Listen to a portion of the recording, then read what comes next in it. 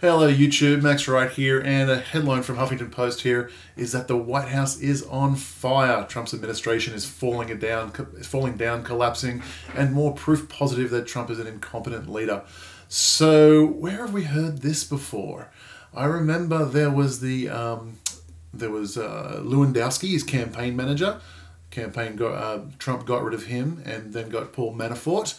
The headlines at the time: proof of incompetence. Trump is a bad campaign, is running a poor campaign. His campaign is falling apart. There is infighting in the team. It's a disaster.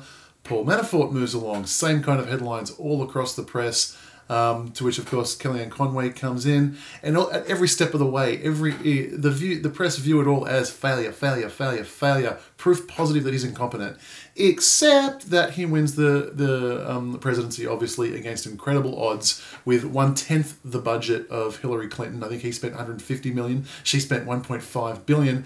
Plus had several multi-billion-dollar news organizations commit suicide and lie so much that they'll be out of business within a few years.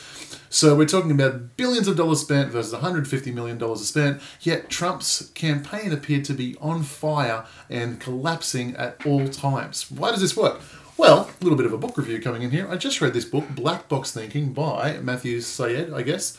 And it's all about the people's attitude towards failure. It's an excellent book, and I really highly recommend it. It even goes back, it just talks about, in different industries and different areas, people's opinion and how they view failure. And basically, successful people try to fail as often as they fast. They iteratively learn as quickly as possible, and through multiple generations, moving very, very quickly and rapidly, they're able to grow much better and achieve much better results.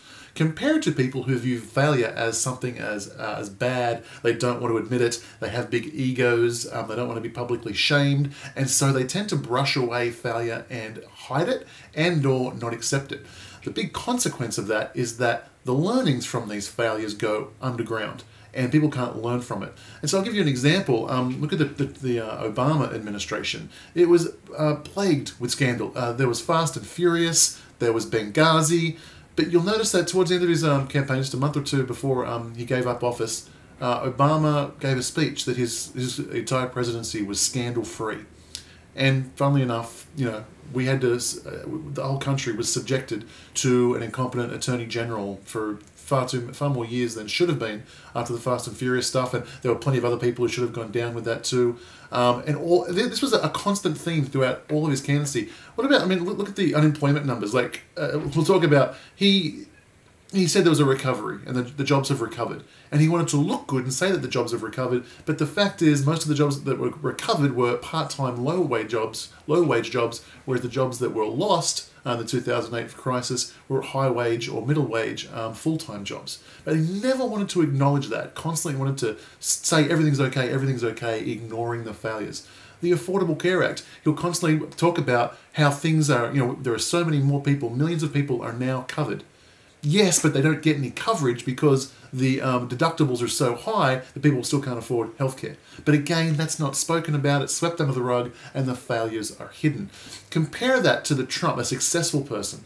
And what Trump does is very fast, iterative learning, sees what works, sees what is not working, change things, and you're constantly learning at every opportunity. Not in the least bit scared to fire people and have it look like a failure, have the press come down on him and say things are bad. So just a really, really good learning opportunity here for the successful mindset. So just a world of difference between the Trump administration, the Obama administration, about how they view setbacks, how they view you know, the need to fire people along the way.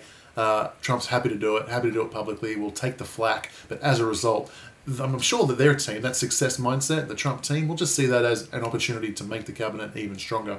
Whereas other administrations, that you have to hide that, you have to protect that, you have to suffer through the misery of incompetent people in your team. So please comment below, let me know what you think about that, like, and of course subscribe. Look forward to seeing you soon.